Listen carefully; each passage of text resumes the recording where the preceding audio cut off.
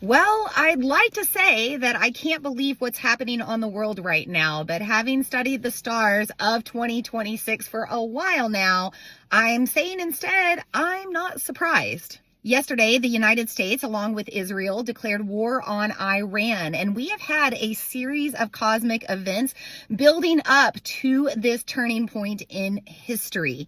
We have had Uranus in Taurus briefly for some time now, shaking up the way that we manage our resources, what we see as valuable, and also our sense of security. We also have Mars currently in Aquarius, the sign of the revolutionist, the sign of rebellion. Mars is the attacker, the cosmic warrior. So when we have this combination of Mars in Aquarius, we have a very volatile combination for fire, bombs, missiles, all of that to play out on the collective to make mass change. This past week, Mars squared off with Uranus, and this is creating a lot of opposition, a lot of challenges, and many people were already predicting that some sort of major global conflict was probably going to happen. But we also have to consider Neptune and Saturn now together in Aries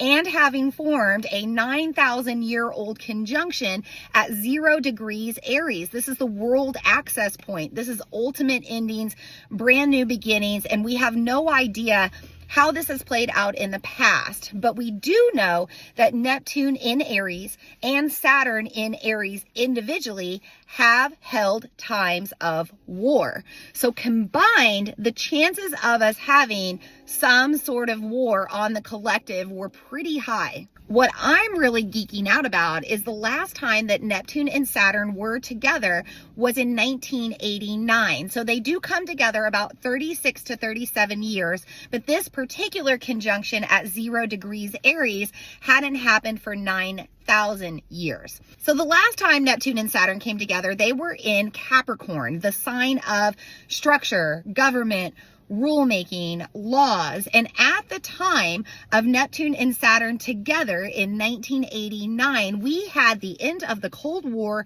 and the fall of the Berlin Wall. Now, the reason this is so significant is yesterday's series of events, February 28th, 2026, when we declared war on Iran, we also took down the supreme leader, Ayatollah Ali Khamenei. I do not say that great. Don't make fun of me.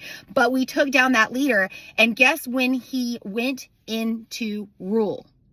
1989. We have also had a transit of Neptune in Pisces for the past 14 years, making everything very confusing, very delusional, very rule by religious authority. And that's exactly what we've been seeing play out. Now, I know that that's just 14 of the, 36 years, but it's very interesting, even around everything happening yesterday, this Neptune now in Aries, sparking a lot of fog and uncertainty. We weren't sure if the leader was dead. We weren't sure for quite some time. It was very confusing. It was rumors, and then finally it was confirmed. But Saturn in Aries, remember, checks when things are not in alignment. And it's time for new beginnings when things have not been working out for so long. Saturn in Pisces took some time for things to play out, but now we have Saturn in Aries and things happening very fast. So it was like yesterday,